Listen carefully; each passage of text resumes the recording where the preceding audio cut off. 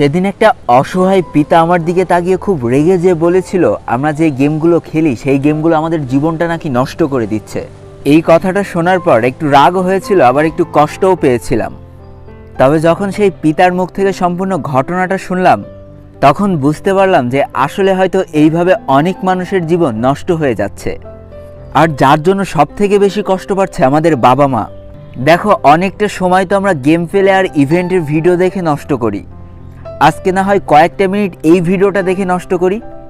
তো সেদিন আমি আর আমার বন্ধু ক্রসিংয়ের পরে রিকশায় করে বাসায় আসছিলাম, আর রিকশা চালকটা বেশ বয়স্ক একটা মানুষ ছিল। আমি আর আমার বন্ধু ফ্রি ফায়ার গেমটা নিয়ে আলোচনা করতে করতে বাসায় আসছিলাম। আমরা দুইজন তো একই সাথে গেমটা খেলি, তাই ওকে আমি বলছিলাম যে আজকে কখন থেকে খেলা শুরু করবি। আমার বন্ধু আবার গেমের পিছনে বেশ ভালোই টাকা খরচ করে, তাই আমি আবার ওকে বলছিলাম যে নতুন কোবরা ইভেন্ট আসছে, কত টাকা খরচ করবি দোস্ত, মোটামুটি ভালো টাকা তো লুটে নেবে। ঠিক এমন সময় ওই মুরব্বী রিক্সাওয়ালাটা একটু মাথাটা ঘুরিয়ে আমাদের কাছে জিজ্ঞাসা করলো যে বাবা, তোমরা যে এই গেমটা খেলো সেই গেমটা খেলতে গেলে কি কথা বলা লাগে? তো আমি বললাম, হ্যাঁ আঙ্কেল, এই গেমটা খেলতে গেলে বেশ কথা বলা লাগে, যত কথা বলা যায় তত এই গেমটার মজা নেওয়া যায়। তারপরে সেই রিক্সাওয়ালাটা আবার আমার কাছে জিজ্ঞেস করলো যে এই গেমটার পিছনে কি টাকা খরচ করতে হয়? তো আমি বললাম, হ্যাঁ আঙ্কেল, যদি ইচ্ছা করা হয় তাহলে এই গেমটার পিছনে প্রচুর টাকা নষ্ট করা যায়। তখন সেই রিক্সাওয়ালাটা একটু রেগে গিয়ে আমাদের দিকে তাকিয়ে বলল যে বাপ, তোরা যে গেমটা খেলছিস সেই গেমটা যে তোদের জীবনটা ধ্বংস করে দিচ্ছে, তোরা কি তা বুঝতে পারিস? আমার খুব কষ্ট লেগেছিল, তাই আমি আঙ্কেলের কাছে জিজ্ঞেস করতে বাধ্য হই যে কেন আপনি আমাদের দুজনকে এইভাবে বকলেন। তখন বলতেছে, বাবা কিছু মনে করো না, আমার না একটা ছোট্ট বাচ্চা ছিল, ওর যখন 4.5 বছর বয়স ছিল তখন ওর মা আমাদের দুইজনকে ছেড়ে চলে যায়, আমাদের সংসার আর করেনি। তারপর থেকে যে কতটা কষ্ট করে ওকে আমি মানুষ করেছি তার কি বলবো। প্রথম দিকে শরীরে জোর ছিল, রাজমিস্ত্রির কাজ করতাম, বেশ ভালো টাকা ইনকাম করতে পারতাম। আর আমি সবসময় চাইতাম আমার ছেলে যেন মানুষের মতো মানুষ হয়, তাই তার পড়াশোনার দিকে খুব জোর দিতাম। আমার একটাই স্বপ্ন ছিল আমার সন্তান যেন একটা বড় অফিসার হয়। সৃষ্টিকর্তার কাছে আমি যা চেয়েছি সৃষ্টিকর্তা আমাকে তাই দিয়েছিল। আমার সন্তানের ব্রেন যে এত ভালো ছিল বাবা, সে আর কি বলবো। ছোটবেলা থেকে মা হারা ছেলেটা আমার, সবসময় চেষ্টা করতাম মার অভাবটা পূরণ করার। সে আমার যত কষ্টই হোক, সারাদিন কত পরিশ্রম করেছে আমার সন্তানটাকে একটু মানুষের মতো মানুষ করার জন্য। বিশ্বাস করো, বড় ওয়ান ছোট ওয়ান প্রত্যেকটা ক্লাসে আমার সন্তানের রোল 1, 2, 3-এর মধ্যে থাকতো। যখন বছর শেষে রেজাল্ট দিত আমি তো কিছু বুঝতাম না, পাড়ার ছেলে মেয়েদের দেখাতাম, সবাই বলতো আমার ছেলে নাকি পুরো ফাটাই দিয়েছে, অনেক ভালো রেজাল্ট করেছে। এই কথাটা যখন শুনতাম তখন গর্বে আমার বুকটা ফুলে উঠত। এই করতে করতে আমার ছেলেটা ক্লাস 8-এ উঠে গেল। এদিকে আমার শরীরটাও একটু অসুস্থ হয়ে পড়লো, তাই আমি আর রাজমিস্ত্রির কাজ করতে পারতাম না। তাই কিছু টাকা জমানো ছিল, সেই টাকা দিয়ে একটা রিক্সা কিনলাম। অটো রিক্সা কিনতে পারিনি বাবা, অটো রিক্সা তো মেলা দাম, তাই পায়ে চালিত রিক্সা কিনলাম। তারপরে বাবা রাজমিস্ত্রির কাজটা ছেড়ে দিয়ে এই রিক্সাটা চালানো শুরু করলাম। আগে যেখানে 500 টাকা ইনকাম হতো, এখন সেখানে 250-300 টাকা করে ইনকাম হয়। তারপরে আমার সন্তানকে আমি কখনো বুঝতে দিইনি, সর্বোচ্চ চেষ্টা করেছি তাকে ভালো রাখার। এদিকে সবাই বলতেছে 8-এ নাকি আবার কি বোর্ড পরীক্ষা হয়।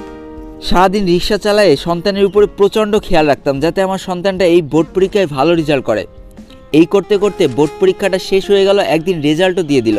ওই দিন সবার মুখে শুনেছিলাম আমার ছেলে নাকি সব থেকে ভালো রেজাল্ট করেছে আমাদের এলাকার ভিতরে।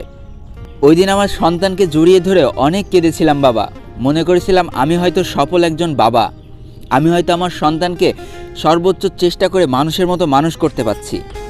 বিশ্বাস করো বাবা, সারাদিন এই কঠোর পরিশ্রম এক চান্সে দূর হয়ে যেত যখন বাসায় যেয়ে দেখতাম আমার সন্তানটা পড়াশোনার জন্য বই নিয়ে বসে আছে। ছেলে তো বোর্ড পরীক্ষায় ভালো রেজাল্ট করেছে, তাই স্কুলের সকল স্যার ম্যাডামরা বলল তাকে সায়েন্স দিয়ে দিতে। বাবা, একটা সন্তানকে সায়েন্সে পড়াতে গেলে যে কী খরচ সে শুধু সেই বাবা মাই জানে যে তার সন্তানকে সায়েন্সে পড়ালেখা করায়। 3-4টে স্যারের কাছে পড়াতে হতো, কি করে যে টাকা জোগাড় করতাম আমি নিজেও জানতাম না। এমন অনেক দিন গেছে যেখানে আমি সারাদিন না খেয়ে সেই টাকা জমিয়ে আমি আমার সন্তানের স্কুল কলেজে দিয়ে এসেছি। হঠাৎ করে দেখলাম কি একটা ভাইরাস এসে গেছে, সব কিছু বন্ধ হয়ে গিয়েছে, স্কুল কলেজ সব বন্ধ হয়ে গেছে। একদিন আমার ছেলে আমার কাছে এসে বলতেছে, বাবা আমার একটা ফোন লাগবে। আমি বলতেছি, কেন রে বাপ, গরিবের সংসারে আবার ফোন কি হবে? বলতেছে স্কুল কলেজে নাকি ইন্টারনেটে ক্লাস হচ্ছে, ওইগুলো সে না করলে অনেক পিছিয়ে যাবে। তখন আমার কাছে গচ্ছিত মাত্র 3,000 টাকা ছিল। বাকি 7,000 টাকা জোগাড় করতে যে আমার মাথার ঘাম পায়ে চলে গিয়েছিল। তারপরে আমি 10,000 টাকা দিয়ে আমার ছেলেকে একটা ফোন কিনে দিয়েছিলাম। বেশ ভালোই চলে যাচ্ছিল। একদিন সারাদিন কাজ করার পর যখন বাসায় ফিরছি তখন দেখি বারান্দায় বসে আমার ছেলেটা ফোন নিয়ে কি একটা করছে, আর জন্য একা কথা বলছে। আমি যে বলতেছি, কী রে বাপ তুই এভাবে একা কথা বলতেছিস কেন? তখন সে বলতেছে, বাবা একটা ভালো গেম খেলতেছি, বেশ মজা পাচ্ছি, সারাদিন তো পড়াশোনা করলাম, তাই এখন একটু গেম খেলি। আমি বলতেছি, সারাদিন হয়তো পড়াশোনা করে, এখন একটু গেম খেলুক। তারপর থেকে বাবা যতগুলো দিন আমি পার করেছি, যতগুলো দিন পরিশ্রম শেষে আমি বাসায় ফিরতাম, দেখি আমার ছেলে বারান্দায় বসে ওইভাবেই গেম খেলে যাচ্ছে। মনে করতাম হয়তো সারাদিন পড়েছে, তাই রাত্রে একটু গেম খেলছে। একদিন এলাকার সবার কাছে শুনলাম আমার ছেলে নাকি সারাদিন গেম খেলে। ভেবেছিলাম স্কুল হয়তো বন্ধ, পড়াশোনার চাপ হয়তো কম, তাই হয়তো ছেলে একটু গেম খেলে। এই করতে করতে ভাইরাসটাও চলে গেল, এদিকে কসিংও খুলে গিয়েছে। লাস্ট 2 মাস ধরে সে কসিং করছে। এই তো 4 দিন আগে কসিং থেকে আমার কাছে ফোন করা হয়। কসিংয়ের স্যার আমাকে বলছে যে, আঙ্কেল আপনার ছেলের কি হয়েছে?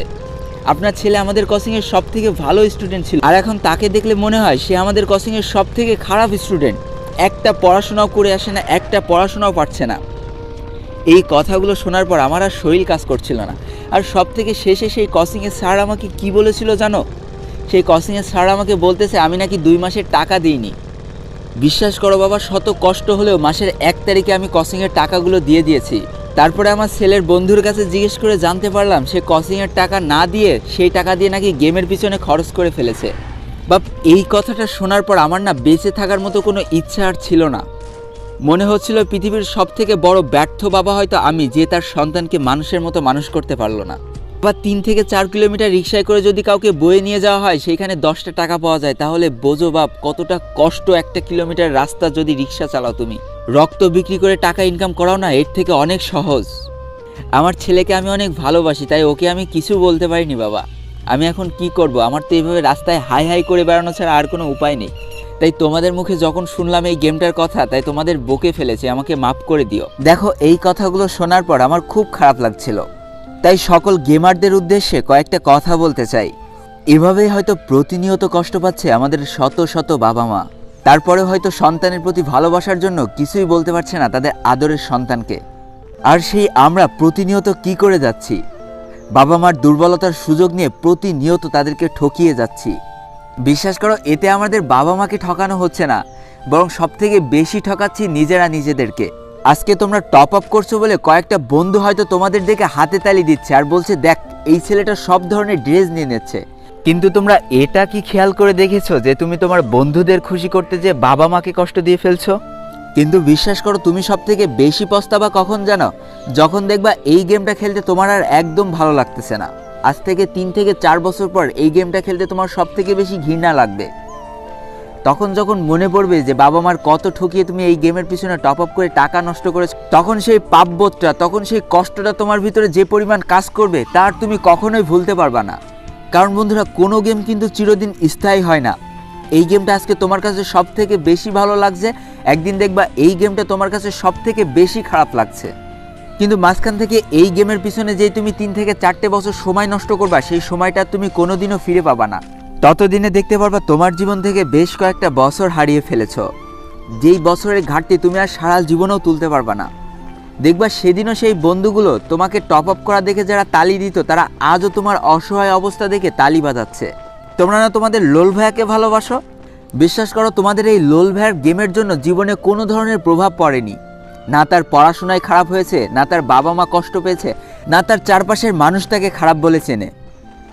গেমটাকে বন্ধুরা আমি ভালোবাসার অবস্থান থেকে নিয়েছি, গেমটাকে আমার নেশায় পরিণত করিনি। আজকে আমার কথাগুলো তোমার কাছে হয়তো জ্ঞানের বাণী বলে মনে হতে পারে, কিন্তু 3 থেকে 4 বছর পরে মনে হবে, ইস, ওই দিন যদি লোল ভাইয়ের এই কথাগুলো মেনে চলতাম, তাহলে আজকে আমার এই খারাপ পরিস্থিতির সৃষ্টি হতো না। তাই আজকে সকলে মিলে আমরা একটা শপথ করব, প্রথমে আমাদের একটা ভালো মানুষ হতে হবে, তারপরে যে ভালো একটা গেমার হতে পারবো, ভালো একজন জাতিতে পরিণত হতে পারবো, ভালো একজন ছাত্র হতে পারবো। আর তারপরেও যদি মনে হয় আমি সব কিছু ঠিক রেখে অবসর টাইমে গেম খেলছি এবং তারপরেও আমার বাবা মা আমাকে বকছে, তাহলে তোমার বাবা মার সাথে আমি নিজে কথা বলবো, তাদেরকে আমি বোঝাবো যে গেম খেলাটা কোনো অপরাধ না।